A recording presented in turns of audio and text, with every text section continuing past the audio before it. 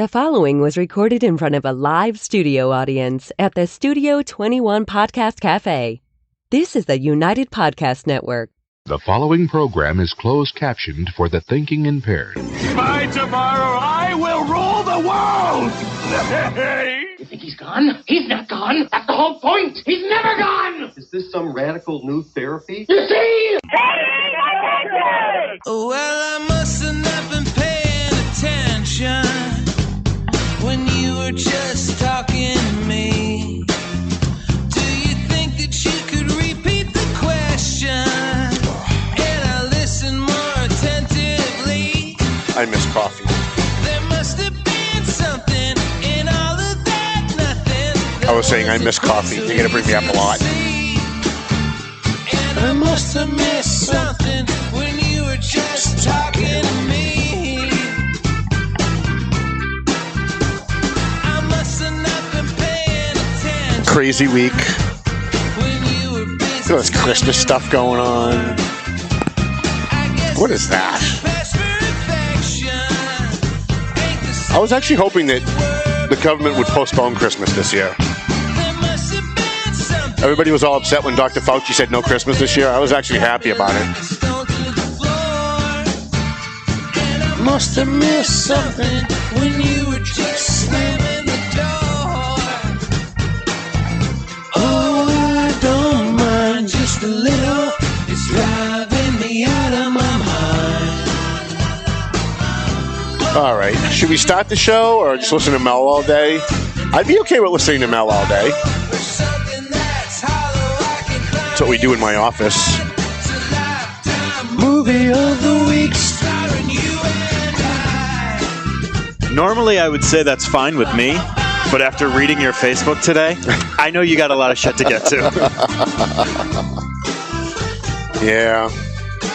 I'm the busiest guy in the world who's not rich. Put it that way. Try and get this a little closer. All right, why don't we start the show? I don't know why, but we will. This is one of those days where, like, we almost didn't do a show. We weren't going to do a show. We normally do this show at on Thursdays at 2 o'clock. Tomorrow is Christmas Eve. So being Christmas Eve, I didn't want poor Ben to have to work on Christmas Eve. So we decided we were going to do it the day before, but we didn't promote it. So we probably only have one person watching. But that's okay, because really, I don't do this show for you. I really kind of do it for me. It's my therapy once a week. I get to come in, rant about all kinds of stuff, get everything off my chest, and I feel good. I go home and take a nap. I do. I go home and I take a nap after the show because I'm mentally exhausted from doing it. We want to thank our sponsors, McLennan Real Estate. We love Matt and Sam and all the McLennans over at McLennan Real Estate in Methuen. And by the way, he was a great interview last week. We had him on to talk about the real estate prices and the real estate market, Lawrence, Methuen, Andover, North Andover during COVID, and what direction it's heading in. I was expecting Matt to say, "Hey, listen, if you've got a really good piece of property, can you pull me up just a little? If you've got a good piece of property, now's the time to sell it because with Biden coming in and all the new taxes going up and everything else. No, that's good." I figured that he'd be coming in saying, "No, the market's about to crash." That's what I thought he was going to tell us. And instead, he didn't. He came in and said the opposite. He said, "Now's the time to buy. It's definitely a seller's market, but if you can get in now because it's going up." So it's always great because I'm not a real estate guy, but one of the things that I love about my job is that I don't have to know everything because I have the ability to get the answer to everything at the tip of my fingers because we have experts that we're a small paper, so we do business with so many other businesses that if I have an insurance question, I can call our friend over at Allstate and say, "Hey, listen, he's an advertiser. Hey, listen, I got a question. I'm writing a story about insurance. Can you just steer me in the right direction on this one topic?" And we always have somebody that has the answer. So I don't always have the answers, but I can always get the answers. And so to me, it's not about me having to know everything because I don't have to know everything anymore. Like in the old days, you had to know everything, right? Now, I mean, with the advent of the internet and phones, computers you can carry around in your pocket that could run a small country. It's great to have guys like Matt McLennan on board. We love the McLennan Real Estate. By the way, we've been trying to get them to advertise with us for a long time, like since 2004 when we started. We've been trying to get them to advertise, and they finally came on board, which we love. AFC Urgent Care, we love We love Lisa and everybody at AFC. Marsan and Son Construction. We're working on booking Rodney Marsan for January if we can, although we got a pretty packed January coming up. We've got all kinds of stuff. Borelli's Deli. When I leave here, I'm going to pick up my delis for Christmas Eve, my deli meats. Clear Path New England for veterans. A shout out to Jason, whose mom passed away. That's why he wasn't here this month. We'll give them a couple extra free months on the back end of their ad package. And who else did we leave? Oh, Andover Optical. Listen, you guys have to go to Andover Optical. I just got new glasses, right? And I love them. Although I always have Monday morning regret. What do they call that? Buyer's remorse. I always buy something, then after I get it, when you go through like a process of like get the eye exam, pick out the glasses, and you gotta wait for them to deliver. Then they came and I got like the Oakley style. They don't curve around your neck. They go straight back, and I hate it. But I thought I'd like it, but I don't. So I'm going to have to go get a second pair of glasses. So I have to go to Andover Optical because they're sponsoring the show and advertising with us. But trust me when I tell you, the people who hate me and hate this show, because we tell the truth here and a lot of people don't like that, I guarantee you Andover Optical's hearing from those people who don't like us. So please do us a favor. And if you're thinking about getting contact lenses, which I finally remembered how to say, or you need a second pair of glasses or you need to renew your prescriptions, please go to Andover Optical. Tell them that you appreciate that they sponsor this show and that they advertise in the Valley Patriot. All right, thanks for coming, kids. Good night. Think about it this way. If you hate Tom and hate the show, but you hate watch it, now that you've gotten your new glasses at Andover Optical, you can see when everyone's flipping you off. Right, exactly. So that's the good thing. That's the good thing. Oh, boy. We do have a guest calling in, Skyping in, Zooming in, whatever the technology is. At 1:30, we have someone from the Mass Lottery coming in. Because we have breaking news. We broke some news last night.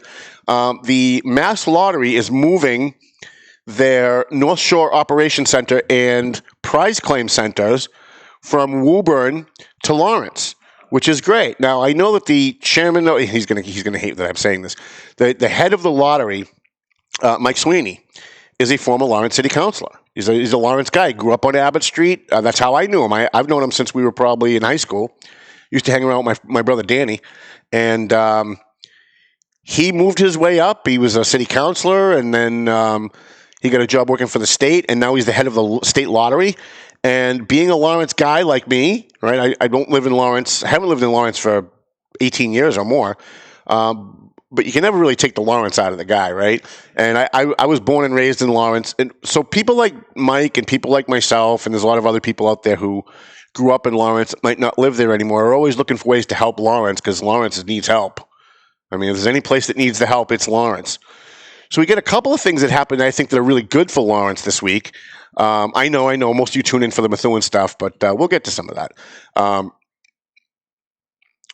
Dan Rivera, the mayor of Lawrence, has quit, which, by the way, not to get off on a totally different topic, but this is reason 5,421 why term limits are bad, because Lawrence has never had a mayor. Lawrence has elected 3 mayors twice. You can only serve 2 terms in Lawrence. It's 2 4-year terms.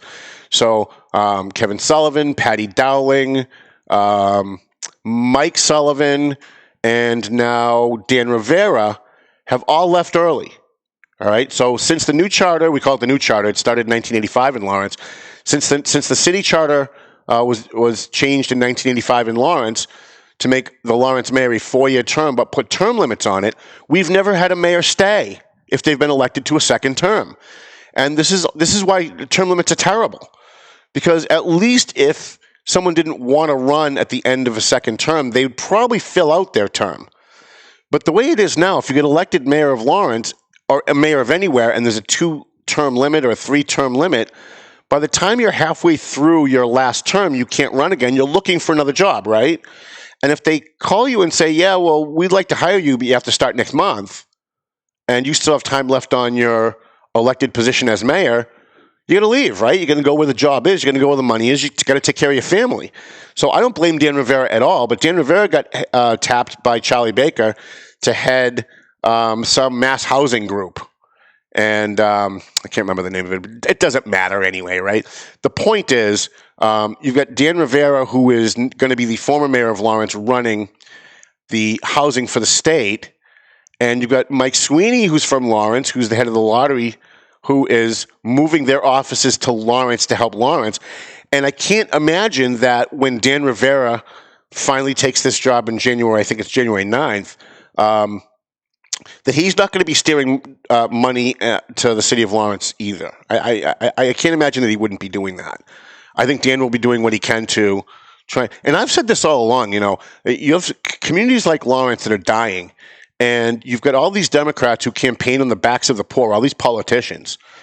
And when the election's over, they never really do anything for Lawrence, right? They come into Lawrence, they say, we love poor people, we love brown people, please vote for us, and then you never hear from them again until the next election. And you got some people like Mike and like Dan Rivera who I think will, they'll reach back and try and pull people up by, I think moving a state office to Lawrence is huge because those people are going to go out for lunch and they're going to patronize Apollo Centro and they're going to patronize, they're going to buy their cigarettes at the store. You know what I'm saying? They're like all of those incidental purchases, they're going to gas up on South Union Street when they leave work, before they hit the highway to go home. And so all of that revenue helps the city of Lawrence. And you might even be able to get people from Lawrence to work there, right? You might, if they have job openings, you've got a state office. They've got, I'm sure, hundreds of people that work there. And when they have openings, I'm sure, Mike being the head of the lottery, that they'd probably give preference to people from Lawrence. I don't know that for sure, but we're going to ask, we have somebody from the lottery calling in at 1:30 to talk about them moving it to Lawrence. But I thought it was very interesting that Dan's leaving and he's going to be able to help Lawrence from a higher level of government. Mike Sweeney has done that, and there have been a number of other people who've also done that, left Lawrence. And what's funny is that the people in Lawrence, not everybody, please, we know there's an exception to every rule, so don't email me, but people in Lawrence get very angry when they find out you've left. Like, I can't tell you how many people, I'll be at like a neighborhood meeting and I'll be debating with somebody about something. Most recently, it was whether or not they should have an election to replace Dan or not. And there's always one smartass that says, "Yeah, well, you left Lawrence, like I divorced him. Like, you left me, you left us, and you're in North Andover. Like, I'm like 60 feet from the Lawrence line. I'm probably closer to City Hall now than I was when I actually lived in Lawrence." But people always seem to have in Lawrence, it's kind of like battered woman syndrome. You'll notice, and because you follow my Facebook page, right, Ben? Yes, I do. When there's a shooting, I'll post a picture of the shooting and the details of what's going on.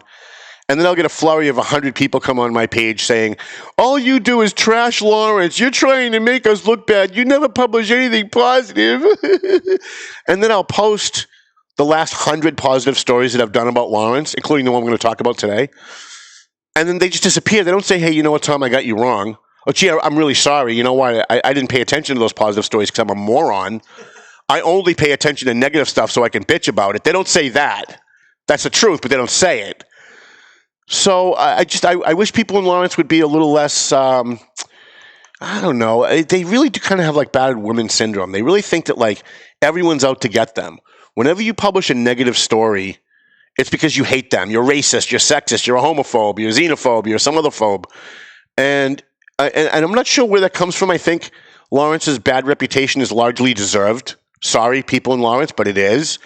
That doesn't mean that there aren't a lot of good people in Lawrence trying to turn it around. I think there are. And I think that we try to highlight those people as much as we possibly can. My editorial this month was, and I actually wrote the editorial this month. I don't always, but I wrote this month's, was congratulating TMF and Debbie's Treasure Chest and a bunch of other nonprofits in Lawrence who are actually reaching out and trying to help people and trying to make Lawrence a better place. I didn't see 100 people come on and go, hey, Tom, you're saying good things about Lawrence. I didn't get that at all. None. No. But if I make some kind of negative derogatory remark that happens to be true about Lawrence, 500 people on my page, you suck. You suck, and you're a racist. And I don't understand why people always defer to racist, because, like, I was brought up to judge people based on their beliefs. All right, I'm good. I was always taught to judge people based on their deeds, on their actions. So if I see a guy that goes out and he campaigns for Latinos and his best friend is black, and I see him at all the Spanish nightclubs, and he's calling me, asking me to go out to Polo Centro to get some quipes, which I love, by the way. Churros are awesome too. If you get a guy like that, and then he says something that maybe might sound like it could be racist, your first go-to shouldn't be, you're a racist. Because chances are he's probably not, right? Racism isn't somebody who says mean things. That's not a racist. You know, I posted a picture of myself and one of my previous girlfriends who happens to be Dominican on my Facebook page. And one of these people that like to call me racist on a regular basis, one of these little snowflakes from Lawrence High School, comes on my page and she says, I find it disgusting that you would hide behind your brown and black Latino friends to pretend you're not a racist. What are they teaching you people at Lawrence High School? Honest to God. Anyways, we have Mike Thibodeau, who is a member of our BASH committee. He's actually head of my security team, thank God, because a couple of times he really saved my ass, I'll tell you that. When someone comes diving at you from out of a crowd, it's good to have Mike Thibodeau there, let me tell you, because he moves fast. He moved faster than anybody I've ever seen in my life. He was like a cornerback. I couldn't believe what this guy did. He's head of my security team. I'm rambling. And he rented out AMC movie theater for Sunday at 5 o'clock to see the movie Wonder Woman. And then he called me and said, we can only have 20 people because of COVID, but I wanted to do this to help you raise a little bit of money for the BASH because I know you're starting to ramp up trying to get a BASH going for next year. So we have 16 tickets. They're not free. We have 16 tickets. Mike rented out the AMC movie theater for us, and he's not charging us what he paid. And he wanted me to inform you guys that we have 16 tickets for $15 or $20 a piece, suggested donation, and the money's going to go to our scholarships for the BASH. I posted this on our Valley Patriot BASH page. We've got like 30 people on our BASH committee. Not one person responded, not one. So I don't know if it's because we haven't done BASH stuff in a while that nobody, checks that page. Hope that didn't come through. So that, by the way, this is my first coffee since last week's coffee. Oh, jeez. My doctor made sure that I cut coffee out of my. He's like, you have to quit one of two things: cigarettes or coffee. Well, the cigarettes ain't going. So it looks like I've cut coffee out of my diet completely, and I have completely cut it, except when I'm here, where I get half a cup from the Keurig machine. But other than that, this is literally the only coffee that I have all week. Anyways, I digress. What were we talking about? Enjoy your run home. Leave your car here. Yeah, right. Come back tomorrow and get it. My body's not going to be used to it. So if you'd like to come on Sunday at 5 o'clock, you have to let me know in advance. I want to thank Patrick Ord, who's one of our readers, who always steps up to the plate when we put out a call for something. He just texted me right before we went on the air and said he wanted to buy 5 tickets for the TMF kids that feed the homeless Wednesday nights. Because most of these kids, and we're going to talk about this a little bit later, but most of these kids at TMF that feed the homeless with us Wednesday nights, I drove one of them home. One of them asked if I could give him a ride home. It was very cold one night. And got to his house, he said, you know what, my mother loves you. She remembers when you were on the school committee. She loves you. How about coming in and say hi? So I went in to say hi, and I went in and I noticed the kid opened the cupboard. I'm old. Cupboard. What do they call it? Cabinet? Sure. Opened the cabinet, and there was no food in the cabinet. Oh. And I was mortified. And then I was delighted. Like, I was mortified and delighted at the same time because I started thinking, here's a kid who lives in the Hancock Projects who has almost nothing, has almost no food in his own house. And once a week, he's out at TMF feeding homeless people who have barely less than he does. And I started thinking about this, and I've been talking to Nancy and Mike and some of the people that run TMF about how we can do more for these kids that are out there feeding the homeless, who are feeding the downtrodden, when they themselves have so little. And yet we know so many people that have so much that never step up to the plate. And so for Christmas, we really should do something for these kids. So thanks to Patrick, we're going to take 5 of them to the movies on Sunday. And I'll kick in out of my pocket for like popcorn, whatever they want to eat. They're nice kids. These are nice inner city Lawrence kids, most of whom live in projects. And I'll say again, have barely a little bit more than the homeless people in their feeding. Like they're one paycheck away from being under the bridge with those homeless people that they're feeding every day. So we love TMF. We love the people who are trying to help the homeless in Lawrence. What else do we have? We've got 5 minutes to talk about the stimulus plan. I could do a whole show on this. Seriously, what a total friggin' joke. No, seriously. I got 3 emails. My first email was from Ed Markey, our U.S. Senator from Massachusetts, boasting and bragging about this stimulus plan that's going to save America. So I'm normally not the kind of person who does this. I might do stuff on Twitter once in a while, but normally I'm not the kind of person who does this. But I have no impulse control whatsoever. If you've met me for 5 minutes, you know that. So I sent him an email back saying, F you, only I didn't say F. I said, F you. You continued to get a paycheck through all of COVID and never missed a dime. You went out for fancy fine dining and on plush vacations while you made the rest of us stay home. And the best you can do is $600 for the American people while you're giving millions of dollars to Egypt to secure their border? Wait, what? In a COVID stimulus plan? You're giving money to other countries? But you can't give the American people $1,200. And here's the thing, a pox on the Republicans. I got my ass kicked for this last night, but I'm going to do it again anyway. Shame on the Republicans. They dickered away, they dickered down the money that the Democrats wanted to give the American people. The Democrats, because they love to spend, wanted to give us like each $2,000 each. Like the president wanted to give us $2,000 each. And the Republicans in the Senate said no. Because, they have to be fiscally conservative, right? Like we have to pinch every penny, we have to worry about tomorrow's bills that are coming in. And they use that as an excuse to get the Democrats to come down from $1,200 to $600 and then threw millions of dollars into the package for other countries. Are you fucking kidding me? Like seriously, the American people got a $600 stimulus once. We've been closed since March. These people are completely out of touch with the American public. And shame on the Republican. This is one of the primary reasons I'm not a Republican. Doesn't mean I've gone left. I know a lot of people came on my page last night all worried, Tom, you're not going left, are you? No, I'm not going left. But one of the things that the libertarians fail to understand, because they just can't, because it's a cult. Libertarianism is a cult. You have to believe every single thing that the libertarians believe. If you don't believe in one, it's like Jenga. If you pull one out, the whole thing falls apart. And I was arguing with our libertarian friend here last week, and he's saying, yeah, but why should the government be giving us money? That's not the government's role. Under normal circumstances, I would agree with that. But the government shut us down. The government is the reason why people are out of work. The government is the reason why businesses are closing for good. And if you're going to be the reason why people are out of work, if you're going to be the reason why businesses are closing, then you damn well better pony up some of that tax money that we pay to help us and not Jordan and Egypt and friggin' Pakistan. Like, I'm sure that there are people in Pakistan that could use some of our money and it would help them and make their life better. I'm not against that. But we have veterans who are sleeping on the fucking streets of this country before the pandemic.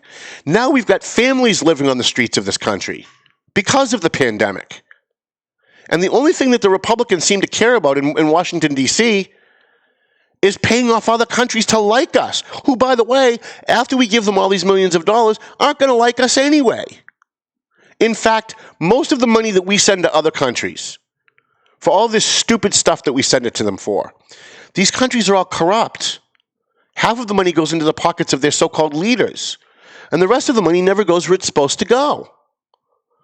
So why are we spending one dime of our federal tax money to help other countries? You know what? It's time other countries start helping us. It's time other countries that weren't affected by COVID to start ponying up and pay us what they owe us and do something for us. So I don't know what's going to happen with the stimulus plan. I understand that there's one good provision in the stimulus plan that increases benefits for the media. I've been trying very hard to get our congressmen and our state senators and our state reps to understand this concept, and they still don't seem to get it. Even with this plan, they don't get it. They give some extra stuff for the media. But here's what they really should have done. You've closed businesses. You've mandated businesses change their hours of operation. You've made sure that they've had to change the internal workings of their business, putting up plexiglass, making sure people social distancing, all this other foolish baloney, foolishness. But you've made them do it. So isn't it on you to make sure that they've got the money to operate? Isn't it on you, the federal government, our so-called federal leaders, to make sure that these people can stay in business? Like, I don't understand why one penny of this is going anywhere but into COVID. And by the way, there's millions of dollars for schools. Why is there a penny from federal dollars going to schools? The teachers aren't in class. They're teaching via Zoom. Methuen is 48 teachers short right now. 48 teachers. They have 48 open positions. That means there are 48 positions not being paid for. That means they're saving 48 positions of whatever. Let's say it's a $50,000 job. I can't do the math in my head because I went to Lawrence High. But $50,000 times 48 positions is a lot of friggin' money. It's a lot of money. A lot of money. I don't know. I don't get it. And here's what I really don't get. I don't get why the public isn't outraged by all of this. Where are the people with the torches and the pitchforks storming City Hall and storming state capitol saying that we're not going to deal with this? It's $2.4 million. $2.4 million that Methuen has that it has left over because they're not paying teachers that aren't here. So, last thing is, what do we have here? We want to thank Debbie's Treasure Chest in Lawrence, who is still accepting presents for poor and underprivileged kids in the city of Lawrence. They do this every year. They do a big toy drive. Also, a shout out to the Methuen police who help them and get no credit whatsoever. I want to thank the kids at TMF who do their family dinner for the homeless on Wednesday nights. Hopefully, we'll see you there tonight. And when we're done tonight, when we're done doing the family dinner for the homeless, the food that's left over, we drive around to all the different homeless encampments for the people that couldn't make it, and we bring them food. And I guess Michael and Nancy have Christmas presents for the homeless tonight, too. Neil Perry is going to be paying, the mayor of Methuen is going to be playing Santa Claus tonight. So we're going to be giving out some presents to the kids at TMF. On the line, we have somebody from the Mass State Lottery, which is great because we do talk about the lottery a lot on this program. Introduce yourself and give us your. You look very familiar. Do we know each other? Glad to hear it. I don't. Yeah. Hey, I don't know. Maybe I have a familiar face. Could be. I'm sure we've met somewhere along the line. Probably. Do you know that? You know that Sweeney guy? Oh boy, that name sounds familiar. Yeah, we probably met through him. Yeah, maybe. Could be. So why don't you introduce yourself to our audience? You're new to the show. You've probably never watched us before, which is good. That's how we got him. If you'd watched us before, we never would have had him. But we at the Valley Patriot newspaper and here on this podcast, we do talk about the lottery a lot because you guys give so much back to the local communities, especially when they desperately need it. So why don't you introduce yourself to the audience, tell them who you are, what your job is, and the new announcement that we had this week about what you guys are doing for Lawrence. Yeah, it's exciting. So hi, and thank you again for having me. It's much appreciated. My name is David Falcone, and I am the Chief Operating Officer for the Massachusetts State Lottery. That sounds like a pretty important job. Woo, boy. Yeah. It's a great job, and the lottery is a great place to work. We're just a great group of people, and as you mentioned, really dedicated to producing for the Commonwealth and returning that money for local aid to all of our cities and towns every year. So it's really a rewarding job and a great place to be. When you guys give money back to local communities, do you stipulate what it has to be used for, or is this free cash that they can kind of use for what they see fit? We do not. It goes back to the cities and towns. The legislature is actually in charge of distributing those monies. And they have a formula for that, and every city and town gets their fair share, and it is unrestricted. So that just simply means that the city or town can, once they get that money, they can do with it whatever is best for them. If it's paving a road or improving the schools or hiring some crossing guards, whatever that location needs. Now, with COVID, have you seen a downtick in lottery purchases and revenue for the lottery, or has it gone up? I would imagine when times are tough, liquor stores and lotteries usually do better, right? Yeah, well, yeah, COVID, it's been a challenging time for all of us, for sure. We did see, at the height of COVID, and well, we're heading into, we're kind of in a new phase here now that has its own challenges. But at the height of it earlier on, the lottery certainly did take a dip, but we've bounced back nicely. We're still waiting to see our Keno come back to its prior levels, but our instant tickets have been selling fairly well. So that's encouraging. Well, that's great. Now, how do we find out what the number is going to be, the next number you guys draw? I wish I had that answer. Right? See, no one should have that answer. How do you guys do the security? I always wondered, like, if you had somebody who worked at the lottery that knew where that $1 million scratch ticket, what store that was going to go to, you just go and buy them all at that store, right? Yeah, that'd be a problem, wouldn't it? Right. But I guess so. My question is. Sorry, go ahead. So my question is, how do you do the security on that? Like, how is it all just randomly computer generated? Or like, I couldn't even imagine like how you do the security for that, because I would imagine. Thankfully, I'm one thing I'm not in charge of is the security of those tickets. That's a very complicated thing, and we have great vendors like Side Games and others who produce those tickets, and they're all very complicated. Programming and things that are way above my head on the IT side that really make sure that these kinds of things are very secure. So now you guys decided, I got a press release, I think it was yesterday or the day before, that you guys are moving your North Shore operations and your prize claim center to Lawrence, and that was great. Everybody else was like, "Why are they moving to Lawrence? That's crazy." And being a Lawrence guy, I was like, "Oh, this is great. These guys are going to help Lawrence out." Yeah, well, it's really exciting, and we're excited to be in a gateway business district, and it's a great area. I've been to the new location there, right on Route 114. And right off of 495, the access is tremendous. We're going to have really great signage there. It's at the Stadium Plaza. So it's a great location for us. We're happy to be in the city of Lawrence, and we signed a 10-year lease, and we're looking forward to a nice long-term stay in Lawrence. So now, how did this come about? Did your lease in Woburn run out, and you were looking for a cheaper place to go? That's exactly right. As a government agency, we're required to go into a bidding process once our lease is up. Okay. So that's what we did. We followed the regular process. We work with DCAM, which is the Division of Capital Asset Management here in Massachusetts. And we put out a bid, and we took proposals and reviewed those proposals, and we were happy that things worked out the way they did. It's we had a lot of great responses, which we were grateful for. And DCAM makes judgments on certain aspects of the proposals, and you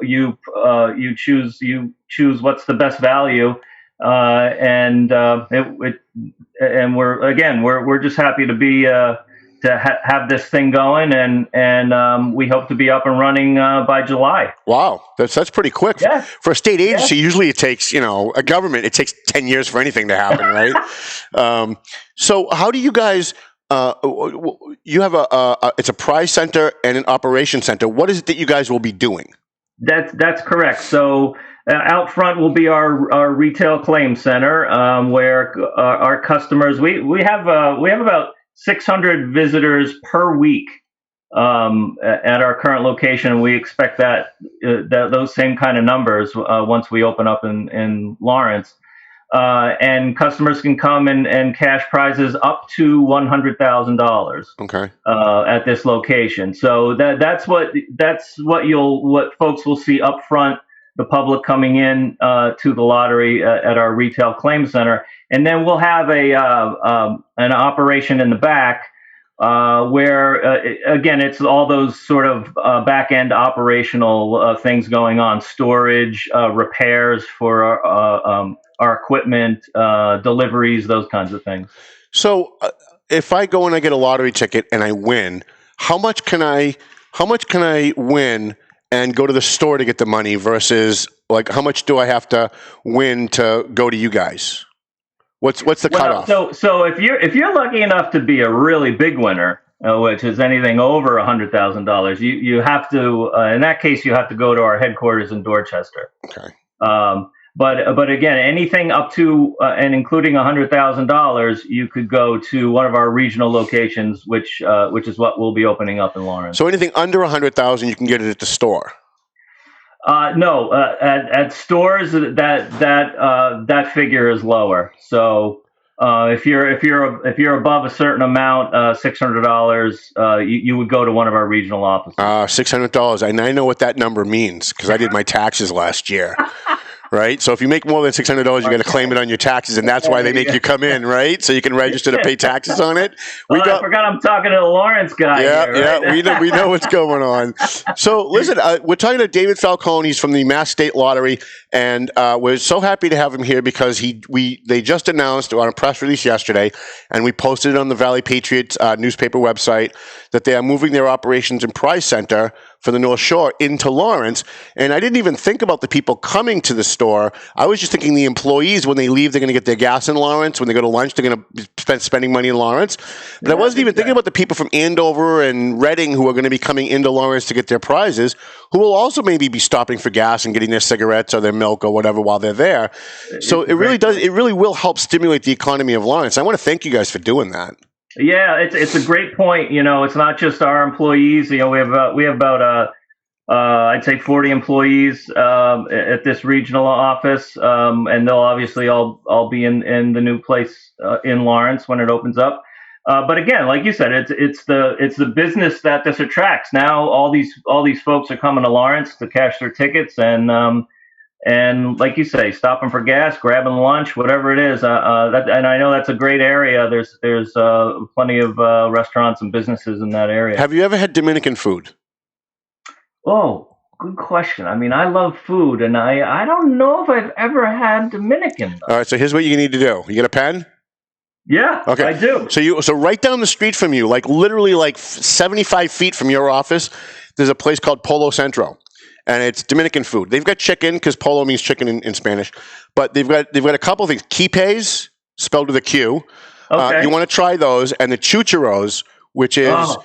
You've had chucharos? Yeah. Oh, my God. They're amazing, right? So that's my first recommendation when you go down to visit the new office, to stop into Polo Centro. Free plug for them. They don't advertise, but I love eating there. I appreciate that. So that's great. I will definitely make a stop there. Before we let you go, do you have anything else that you want to impart on the general audience here as far as stuff that the lottery's doing? Anything new coming up? A new scratch or a new lottery ticket? Yeah, absolutely. We have our holiday games out now, which I'm sure folks are aware of, and those are always fun. And our marketing department does a tremendous job every year, and they have a lot of fun with that. And I think our players really appreciate it every year. So that's the big thing right now, and we, as always, we hope people buy those tickets and enjoy the holidays. David Falcone from the Mass State Lottery. I really appreciate you coming on. Did you have fun? Will you come on again? I will. Hey, I'm a big fan of radio hosts in this forum, so I'll come on anytime, Tom. You just let me know. Listen, I really appreciate you coming on. I think it's really important to let people know that we talk a lot about negative stuff that goes on because we're news. But a lot of times it's important to let people know some of the positive stuff that's going on too and balance it out so people can decide for themselves what a community is like. Absolutely. David, thank you so much for calling in. Please tell Mr. Sweeney that we said hello and thank you for setting this up for us. I sure will, and thank you very much. All right, thank you, Dave. Dave Falcone from the Mass State Lottery. Seems like a pretty good guy. I liked talking to him. Maybe we'll have him on again at some point. You're using what program do you use for when people call in? I know I say Skype, but it might not be that. We use Zoom. Exclusively. We use Zoom. So Tucker Carlson last night revealed for the first time that I've ever heard that Zoom is being run by China, and they're actually monitoring all of the discussions on Zoom. And apparently there was some kind of a group that was talking about the Tiananmen Square situation. Yes. And they shut down the Zoom podcast. They just shut it down in mid-discussion because China didn't like it. And I was a little frightened by that. By the way, I'm not on Zoom. I use Be Live. And I don't use it that often, although I think it's outrageous, like $30 a month. What's Zoom? How much is I honestly don't even know. Because the studio pays for everything. Right? Yeah, I don't pay for it. Tom Duggan pays for it out of his fee. So, exactly. Right. So I don't know what Zoom is, how much it is, but I'm not on Zoom. I'm not going to be on Zoom. I'll join in if someone sends me something that I think might be interested to listen to. One of the good things about COVID, well, there's a lot of good things about COVID, by the way. We always talk about the negative, like the death and all that, and that's bad. I'm not saying it's not. Death is a bad thing, right? But some of the good things are, well, first of all, people have to stay 6 feet away from me, which I love. Because if I have to go in somewhere, people used to like run over to me. Hey, aren't you Tom Duggan? And then they want to tell me their life story. This is a front page story. You're never going to believe what happened to me. And it's a slightly interesting story, maybe. But it's certainly not like everybody thinks their life is front page news, Now with COVID, people actively walk around me. Like they see the path that I'm on and they're heading in the same trajectory and they swerve around to try and stay 6 feet away from me. Love that. But the other thing that I really love is because now everybody is using some kind of Zoom technology for their meetings and their discussions and their subcommittees. I could never really get to all of those meetings, right? As one guy, I could never go to the State House for a hearing while Lawrence is having another hearing about something else and Methuen's having a city council meeting, and you can't get to them all. But because of Zoom, I can pop in and out. So Diana DiZoglio had this big thing about COVID, and she was talking to business leaders about what we wanted in the next state COVID bill. So I popped in, and I actually participated a little bit. But as I started to say about the media, one of the things that they need to get right, and I've told this to Seth Moulton, and I've told this to Diana DiZoglio, and I've told this to Linda Campbell, and I'm still waiting because it's a great idea, and they would get credit for it, but I still don't have anybody doing it. So here's what they should do: they should take some of these millions of dollars, whatever number they want to put on it, as part of the next stimulus plan, to pay local small-owned businesses. And I don't mean the chains. I don't mean TGI Fridays, right? I mean the small mom and pop stores that are being put out of business. You want to give them money, but you also want to earmark some of the money that you're giving to them so that they can advertise in local mediums, local newspapers, local radio stations, because of the government changing their hours of operation and changing the way they do business, nobody knows what's open when anymore. Like literally on a Friday night, 2 Friday nights ago, my friend Bob and I are driving around. We went to one place that we thought would be open. the Japanese place in Lawrence. We used to go there before Anaka, but Anaka's closed, like for good. So we went to He-Bin. They were closed. So now we're driving around trying to find some place to go get dinner. And every place we go to either has a 1 hour wait and people sitting out in the parking lot waiting to be called, or they're just closed. So how about some money in a stimulus package? Lenny Mira, Bruce Tarr, if you're listening. How about money in a stimulus package that goes directly to businesses to pay them to pay for advertising in local mediums? Now that helps the Valley Patriot, but it also helps Methuen Life, who, by the way, if you're in Methuen, you should be advertising with them. They're a good paper. The Valley Patriot, the Eagle Tribune, Rumbo, WCCM, WCAP, God help me. But these are all locally owned, locally operated media businesses that are dying and starving right now. And the Democrats say they love the media. They love the media because most of the media is on their side. So how about throwing them a bone? How about something in a stimulus package? Not to the newspapers. I'm not saying give newspapers money. I would be happy to take it. Trust me, I'd be happy to take it. But that doesn't help the economy the way my plan works. My plan is you give it to the businesses, they advertise in local papers. That allows their customers to know what their new hours of operation are, whether you have to wear a mask, what the social distancing is, whatever their new restrictions are. Some places are only curbside pickup. Some places you can go in. Some places you have to call in advance. Some places only deliver.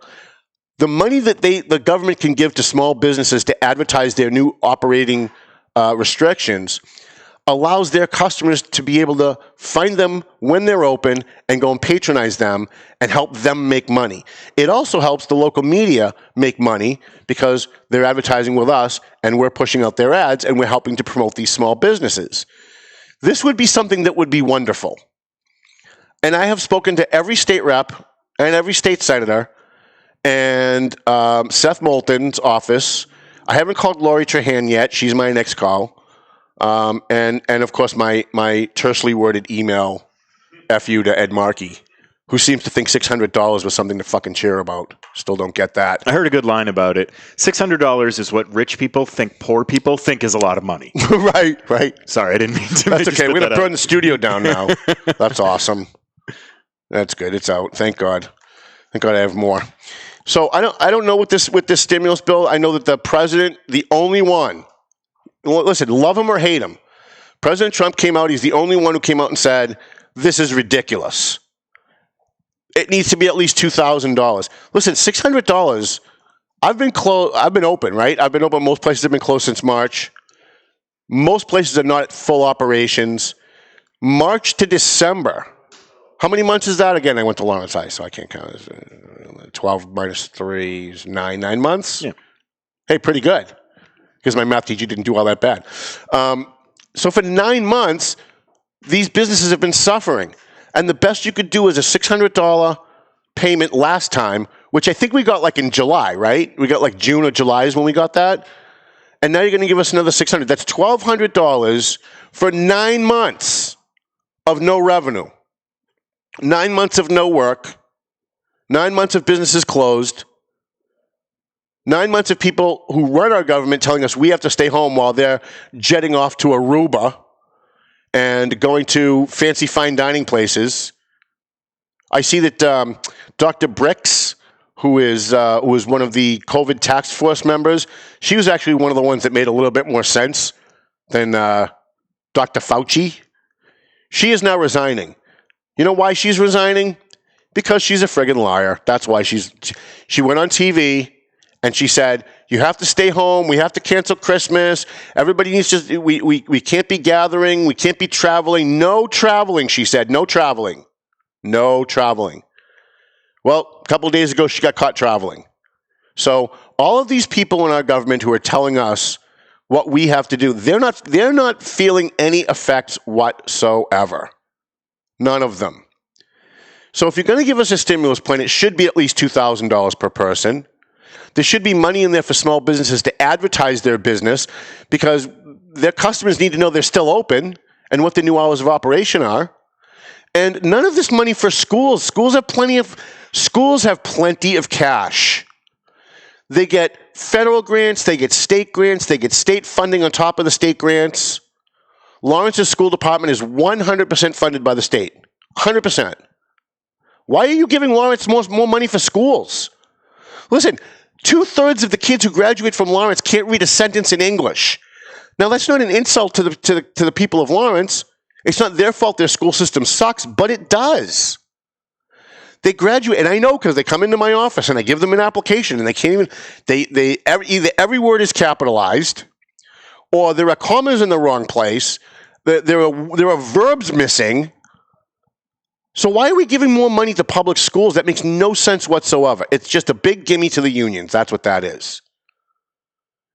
It seems like if the politicians who campaign on caring about people, that's usually Democrats. Usually it's the Democrats that campaign on caring about poor people. How about do something for poor people? Like really do something. $600 doesn't do anything for me. Right now in my office, I am 8 months behind on my electric bill, 8 months behind on my gas bill. I'm maybe 4 months behind on my Verizon bill because I've got internet, Fios. It's a package. It's internet, Fios, telephone, and something else. $600 doesn't do shit. $600 doesn't get me past my next Verizon payment. So I'm not sure what $600 is supposed to do for anybody. That doesn't help anyone. That's a slap in the face to the American people. That's what that is. And yet you've got these people who are super rich, who are congressmen and senators like Ed Markey, who think $600 is just great. And they literally bragged about it in their press release. So the president came out and said, no, it needs to be $2,000. They need to amend the bill. And CNN does what they normally do because they're a bunch of elitist snobs, start mocking him because he doesn't know that you can't amend a bill once it's been passed. Well, actually, yeah, you can, technically. He's using the wrong word, amend, because he's not an elitist snob like the people on CNN who mock you for using the wrong word. But the president can either A, veto the bill and make them put more money in it, or pass the bill on the condition that they come back with another bill within 2 days that gives another $1,200. Why is it that it took Donald? By the way, this is the reason we voted for Donald Trump. The Republicans sat there in the Senate and said no to $1,200. They said no to $2,000. And then threw all kinds of money in for the schools and all this other stupid bullshit. And it took Donald Trump to say no. And by the way, who's on the same side with him? You know it's the end of the world when AOC and Ilhan Omar and Donald Trump are all on the same page. That's how you know that they're monumentally stupid and wrong, or everyone else is monumentally stupid and wrong. It can't be both. It's got to be one of the two. So we're hoping that the federal government, that the so-called leaders in Congress are hearing us, the American people. Call your congressman. Call Seth Moulton's office. Call Laurie Trahan's office. Call Ed Markey's office. I'd say call Elizabeth Warren's office, but they don't give a shit, so don't bother. They don't. Trust me when I tell you, I know some people that work over there, and they're nice people, but they don't care. Call your state reps and your state senators and tell them, we need more. We need immediate relief and immediate stimulus. And by the way, we also need the governor, and whoever the governor in Massachusetts has working on his COVID team that is putting all of these restrictions on small businesses, knock it off. Just stop it. Allow people the right and the responsibility to run their business the way they see fit. No business owner wants somebody catching COVID in their business. No business owner wants that. They are going to take the steps that they think need to be taken to keep their customers safe. Nobody's 100% safe, but they will take the steps that it takes to keep them reasonably safe. And I think reasonable is the real operative word here. But I don't get it. Like, I talk to these people on the phone. I talk to Seth Moulton's people, and they seem so kind and caring when you talk to them. They seem like they're really listening to what you say. And then they go to the floor of the House, and they're worried about sexual harassment in the military. Like, wait, what? Like, that's more important than this? That's more important than helping people that are, like, dying? I mean, drug abuses, we were, how many shows did we do on the opioid crisis? We were just starting to say right before COVID, we had the police chiefs in here, and they were just starting to say, you know what, for the first time in 3 years, the addiction numbers are going down, the people going into rehab are going down, the death rate from opioids is going down. We've rounded the curve. We think we've figured this out, and we've got a method at the local level to try and tackle this opioid crisis, and then COVID hit, and it has now tripled. And nobody seems to care. And those who talk about lockdowns, those who talk about following the science and the deadliness of the disease are not wrong, but they're only seeing half the equation. And when you're only seeing half the equation, when you're only looking at the possible deaths by keeping businesses open, but you're not considering the possible deaths by closing them, then you're not doing a service to the people that you're supposed to serve. So, all right. How we doing? You know, I think we're gonna end on time this month. It's gonna be the first time in 3.5 years, 4 years, 3 years. It is our 3-year anniversary next week. Normally on our anniversary, we have the 4 police chiefs come in. We talk about the opioid crisis. We talk about policing in America. We talk about the new bill that's gone through the Mass State Senate. This month, we don't have them booked because we had them in July to talk about like the COVID stuff. We are going to have them back at some point in January or February, but I think what we're going to do next week is a best of. I'm trying to go through some of the old videos of the last 3 years, and some of it's pretty friggin' hilarious. Some of the interactions with me and Neil alone could fill up like a whole best of show because we're friends, but we like to needle each other a lot. And then I'll go home and people will say, wow, I thought you and Neil were friends. I was watching that. You guys seem like you hate each other. Like, what's all that underhanded animosity going on underneath everything that you say? And none of that's true. It just comes across that way. But he's a good guy, and I want to thank the mayor of Methuen. He's going to be playing Santa tonight at TMF Family Dinner for the Homeless in Lawrence. It's 2 South Broadway at 8 o'clock. If you're interested in bringing food, if you're interested in bringing, I can tell you what we need the most right now for the homeless. Socks, this is what we get asked for the most. Hand warmers, socks, hats and gloves and scarves, and blankets. The other thing that we get asked for a lot, especially by those who live in tents, are sterno cans. We can never have enough sterno cans because sterno cans are made to like heat food, and they're also made to last a long time to heat food. So they open them in their tents. They light them in their tents, and it keeps them warm and fills the tent, with heat, and it helps them. It also helps them kind of like to cook a little bit. So if you have any of those things, you'd like to bring them down to 2 South Broadway in Lawrence tonight, we will be there. If you can't make it tonight, instant message me, and we'll find a way to get that picked up.